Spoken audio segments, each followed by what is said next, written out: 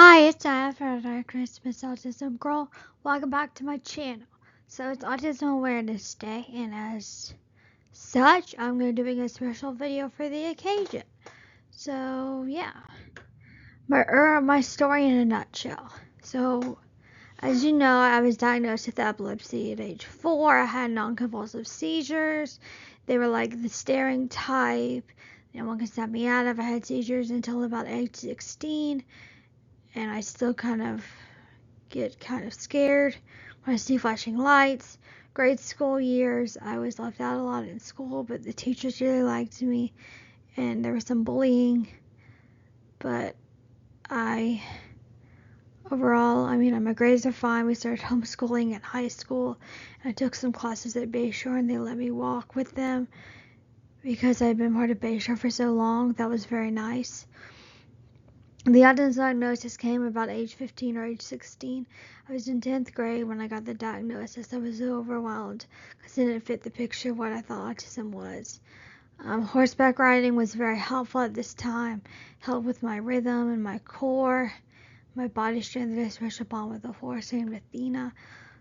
College was hard. I went to 4 different schools and changed majors 5 times, but I'm about to graduate. Getting a service dog was really helpful for me. I now have one named Tommy who's really helps me a lot.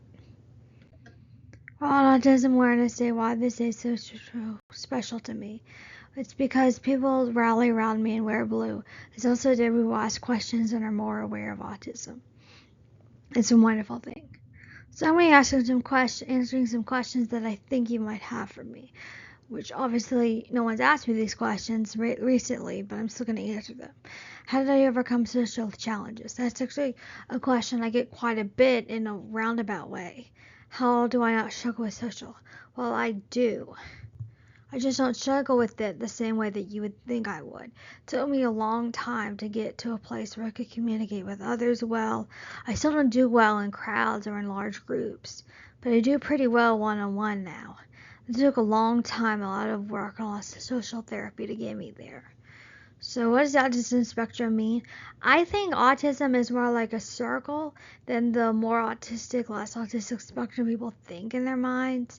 It's like a circle where you have more of one symptom than others. And lots of people have a lot of different symptoms. Like for me, I'll get into that later, but how do you engage without eye contact? This is a question someone asked me, and I was like, how did I get to the point where I can fake eye contact? Or people think I'm looking at them in the eye, and I'm not most of the time. But I just learned how to fake it. You know, people get so upset if you don't look them in the eye, so just kind of fake it. Or if the person doesn't mind it, then just don't look at them. Stare at the wall. Pretend that you're looking at them. But I don't really know exactly how, because people get so upset if you don't look them in the eye. I think that's kind of ridiculous, because it's not like I don't care what you have to say. It's just that you don't want to look them in the eye because it's hard. Do I believe vaccines cause autism? I think there's a correlation between increasing vaccines and increasing autism. And I don't think we can state for a fact that correlation does not mean causation, obviously. So we can't guarantee that autism is caused by vaccines. I mean, it could very well be that you already have the gene for it and the vaccine triggers it, or it could be just a separate thing. People with autism. Still, I had autism. I didn't have it till I always had it, but I didn't know I had it till I was a lot older, so I can't really say for me. But I think we just need to dig into it a lot more than arriving at the conclusion that vaccines cause autism. Because what are you going to do? Not give your child a vaccine because you think it causes autism? Like for the mumps or chicken pox? That's a terrible idea.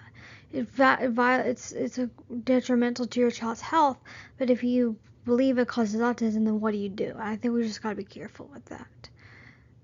Plus, if you already have the gene for autism, then there are multiple genes involved in autism, obviously. So, according to my research I've done, there are a lot of genes that cause autism. There's not just one. So, if you already have the genes for autism, obviously, not taking a vaccine isn't going to help you not have that gene. Now, it may very well cause it to manifest, I don't know, but I just think it's important to be careful with this one. Next, more questions. What are your biggest challenges in autism? I'd say sensory issues is a big one for me. I think that's one of my biggest. I have to wear headphones a lot, especially hand dryers and hair dryers. And anytime someone screams, I literally want to scream myself. And the sound of scratching or some high-pitched noises really get to me. And also, as far as the other senses go, I'm very sensitive to certain bitter foods and textures, and I'm very sensitive to smell, and I have a lot of sensitivity to light and certain colors. And then my other biggest challenge in autism, I'd say, is my motor skills. I've always struggled with tying my shoes, zipping zippers, those sorts of things. So, handwriting, writing in white space, which is a whole other visual processing thing. But yeah, how do you have empathy via autism? I feel emotions very strongly. I think it's very ignorant to say that people with autism don't have empathy or emotions. We have very strong emotions. We feel other people's emotions very, very well. Especially I do, especially. It's kind of like when you're autistic and someone's trying to relate an emotion to you, it's hard to base it off their face. Like, reading faces is very tricky. But you still know if someone's feeling bad by their body language, by the tone of their voice. And that's more what I go off of than someone's face. Because if I look at someone's face and try to figure out how they're feeling, it does not go well. I had to take this test on the autism test where I had to match someone's face to another person's face based on that emotion, and I struggled with it so much. I think the media accurately portrays autism. I think it depends. So Girl Meets World, I've said this many, many times, I can't stand how they portrayed autism on that. She's more like a boy with Asperger's / autism. She doesn't have any emotion. She hates hugs. She's like a genius. She has more of a boy than a girl trait, although girls can be really smart. It's not very common for a girl with autism to be that much of a genius. I'm sorry, it isn't. But I mean, it could happen. I'm not saying it doesn't, but it's not as strong occurring among girls as it is boys. So it's more of a boy. She's more of a boy with autism, which I wish they would have done Farkle instead, because then that would have made a lot more sense. And the way they were like, "You don't have autism. You can't have autism," and then they're like so relieved when he doesn't. It really bugs me. Anyway, but I had to go off that tangent again. Other shows, I feel like there are other shows that portray autism, like The Good Doctor being one. I've never seen it. Love on the Spectrum. I've heard good and bad things about that show. I've heard it kind of takes advantage of people with autism, and it only portrays like the severely autistic people. Like, I saw a girl on social media saying that she got booted from the show because she recovered so much and her autism was hard to see or something. And I was like, that's dumb. What else? What other shows have autism? I know Sesame Street has a girl with autism. I don't know. I didn't watch this show when it had the girl with autism, obviously. But there are just a bunch of different shows.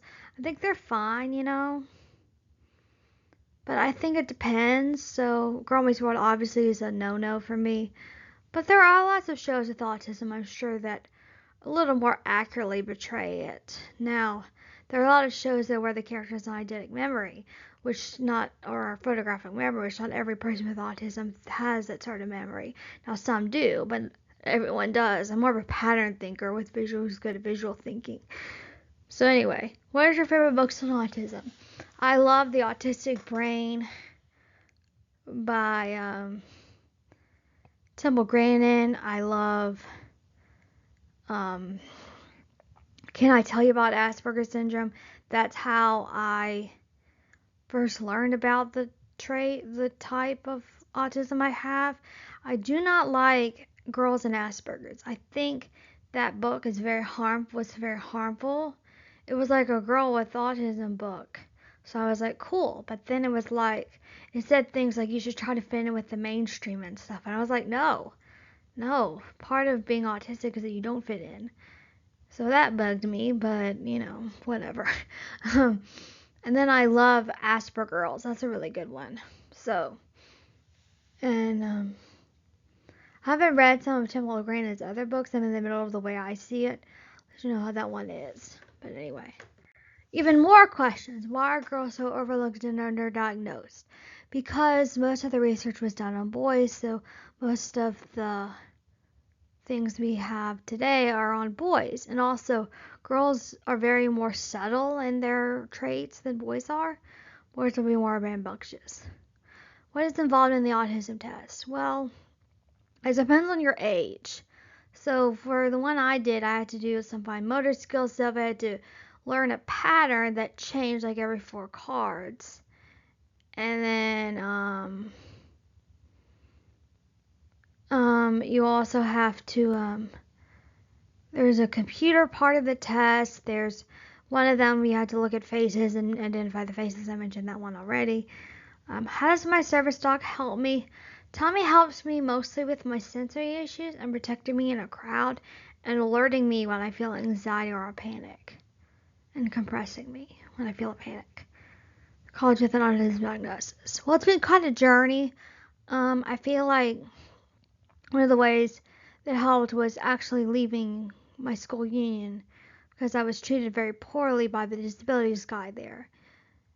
So, yeah, but changing schools a lot, actually, and just trying to figure out which major was really hard. The way I was treated at one school was really hard. But I made it through it. I was determined and I was going to make it. So I have. I'm about to graduate. As long as I pass this last class, I will graduate.